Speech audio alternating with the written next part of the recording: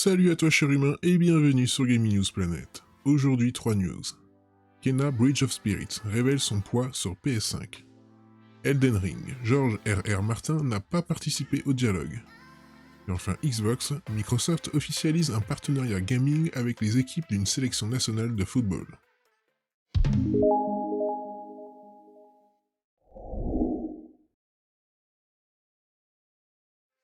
On se retrouve sur Actu Gaming. Après moult reports, Kena Bridge of Spirits devrait bien nous arriver dans ce mois de septembre.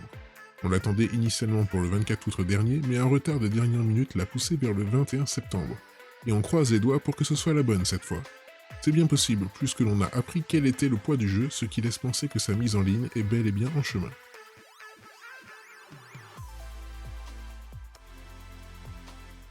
C'est encore une fois le compte Twitter PlayStation Game Size qui se trompe rarement, qui nous dévoile à quoi il faut s'attendre côté poids du jeu. Comme on pouvait s'en douter, Kena Bridge of Spirits ne demandera pas autant d'espace qu'un AAA, et occupera environ 17 Go sur votre disque dur. Ce poids ne compte pas l'existence d'un éventuel patch Day One. Kena Bridge of Spirits sortira le 21 septembre sur PC, PS4 et PS5. On se retrouve sur Jeux Vidéo Live. Elden Ring devrait être un mélange de deux styles d'écriture, entre le lore conçu par George R.R. Martin et la narration orchestrée par Hidetaka Miyazaki, le créateur de Sekiro et de Dark Souls. Dans une récente interview, IGN s'est penché un peu plus sur Elden Ring, le nouveau jeu très attendu de From Software et qui a raflé plusieurs prix aux Awards de la Gamescom 2021. Un jeu dont l'aura a aussi été influencée par la présence de George R.R. Martin au casting, l'auteur de la saga Game of Thrones. Mais ce dernier avait avoué récemment ne pas avoir eu trop de contact avec l'équipe de développement. Le responsable de la production du studio, Yasuhiro Kitao, a ainsi expliqué que l'auteur n'était pas intervenu dans les dialogues in-game du jeu.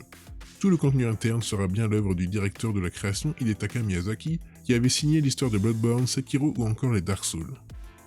Comme à l'accoutumée chez From, l'histoire est racontée de manière fragmentée, et nous n'avons pas changé notre principe de fournir un monde et une narration que les joueurs pourront interpréter à leur façon. Miyazaki est à l'écriture du texte à l'intérieur du jeu. George R.R. Martin a quant à lui aidé à la conception du lore en partageant son univers avec le studio. Comme il l'expliquait en juin dernier, son travail est désormais terminé, car il voulait un monde créé en entier pour y mettre un jeu dedans. Miyazaki remercie de son côté l'auteur pour avoir détaillé les personnages de manière poussée.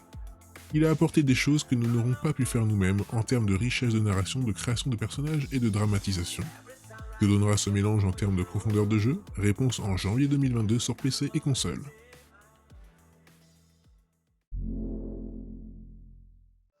Et enfin, on se retrouve sur jeuxvideo.com. Tandis que les amateurs de ballon rond apprécient le retour des matchs de leur ligue fétiche, française ou étrangère, Microsoft a également tenu à prouver son amour du football et des valeurs qu'il incarne en devenant le partenaire gaming d'une sélection nationale, et donc de l'ensemble de ses équipes ainsi que d'un stade de foot emblématique. Microsoft a donc profité de la trêve internationale de football et le retour des matchs de qualification pour la Coupe du Monde 2022 pour officialiser un partenariat sportif et vidéoludique avec une sélection nationale, et par conséquent avec l'ensemble des équipes sous sa bannière, ainsi qu'avec un stade mondialement connu, celui de Wembley en Angleterre. Vous l'aurez donc compris, Xbox est désormais un partenaire officiel de la sélection d'Angleterre et de ses équipes, à savoir celle masculine des Trillions, celle féminine des Lionesses et enfin celle des Illions, du côté de l'e-sport.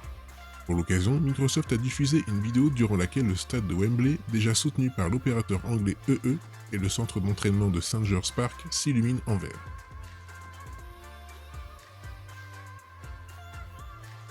C'est donc en écho avec sa philosophie du Play Everywhere que Microsoft s'est rapproché de la Football Association et par conséquent du football et de ses valeurs, pour mettre en place ce partenariat gaming pluriannuel.